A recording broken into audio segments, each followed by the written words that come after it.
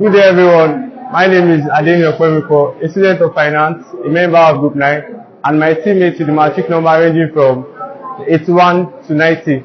We are here to present a project given to us in ABA 223 with the topic that says designing and delivering in person and online presentation.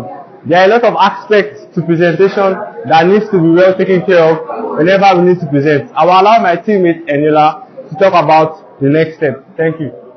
My name is Eniola. I'll be walking through the basic elements of a presentation. Having the ability to deliver a successful presentation can generate interest in your business and help sell the product or advance your career. An effective presentation doesn't not solely entail the transmission of effective presentation, or it may be helpful to learn about personal preparation, including rehearsal, research, useful tools such as slideshow or video presentation, and other beneficiary elements. So I'll walk you through the important elements of a successful presentation. Thorough presentation and ensuring that you tailor your presentation towards your audience and its needs is very necessary. For example, the presentation for a group or a group of financial executives is likely to differ from one from a community environmental group. Carrying out research and adequate preparation can help you create a presentation that appeals to the right audience, and also when you're pitching a product or a service, it is important to study your product and its competitors, which allows you to display expertise on your topic. And I'll walk you through the rehearsal materials. When presenting, it is very necessary for you to rehearse your materials ahead of time so as to eliminate unnecessary information and distractions from your presentation, and increase your confidence, reduce stress, and uncover issues with the content of your equipment and presentation. My name is Osas, and I'll be continuing from where Eniola stopped. Clear objectives and agendas. Outlining a clear objective that you follow for your presentation is necessary, and removing unnecessary information that will confuse or make the presentation boring should be done. Also, presenters may choose to share their objectives and agendas with the audience so that they can have a general understanding on the topic that is about to be presented. Also, the audience engagement, involving the audience members in your presentation to make it more fun and lively. Also, common ways you can engage the audience is by having audience polls, whether online or in person. You should do audience polls so that you can get a feedback of what the audience think about your presentation, where you need to change, where you need to improve, so that it can affect your next presentation and you can do it better. Also, asking direct questions, having question and answer sessions in order to build communication, interest, and understanding among the audience members. Also, eye contact. Also, making eye contact is necessary. Looking at your audience so they just don't feel as if you are reading from a book or you are reading from a page, making them understand it so it can be more interactive, and also organizing interactive activities like trivia, team-based games to allow the audience member use the information that they've learned from what you are saying to better themselves. Okay, I'm Shokunbi Oluwatobiloba Adetutu. I'll be describing ways by creating content for presentation.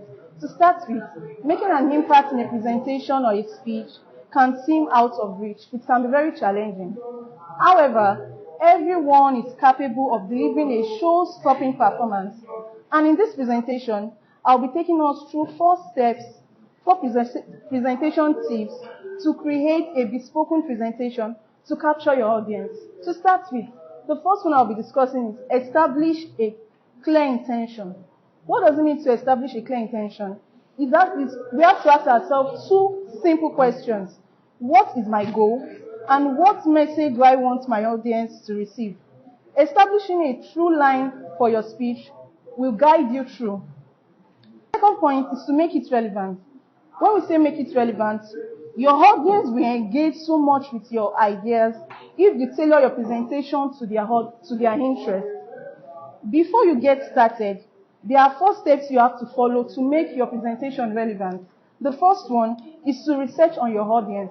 Who are you presenting to? What at their area of Rama. I'm here to continue from where my colleague stopped. I'll continue with telling stories. Your audience will remember your content better if you tell stories in your speech.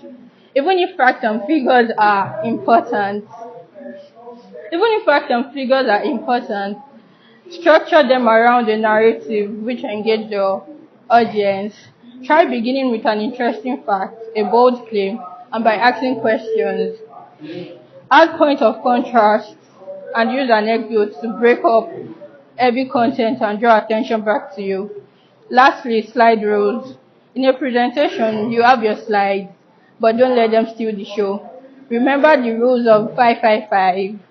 Use 5 words in a line, 5 lines in a slide, and 5 text-heavy slides on a row. Thank you. My name is Adedoyin Florence, and I'll be taking you through the journey of explaining how to use the visual tools. Visual tools can significantly improve a presentation effectiveness by helping the audience to understand the information presented. The first thing I have here is choose the right visual aid. There are many different types of visual aids to choose from. We have the chart, the graph, diagram, images, video, and animation. We can select from a variety of visual aids to enhance our presentation. Remember, choose the right visual aids that best support the message you are trying to convey to your audience. The second one I have here is keep it simple. Visual aids should be simple and easy to understand. Avoid using too many visual aids or making them too complex, as this can be overwhelming for the audience. When presenting, let accuracy and simplicity guide you. Simple visual aids reduces distraction and misinterpretation. By using simple visual aids, we can be able to keep our audiences engaged and not taking their time or wasting their time when listening to our presentation. Thank you. My name is Alabi Elijah. In continuation from how to use visual tools. So, we use high-end visuals. So, if you are using images or videos, make sure they are of high-end quality and appropriate for your audience. So, low-quality visuals, they make audience lose interest in what exactly you are saying and make your presentation look unprofessional.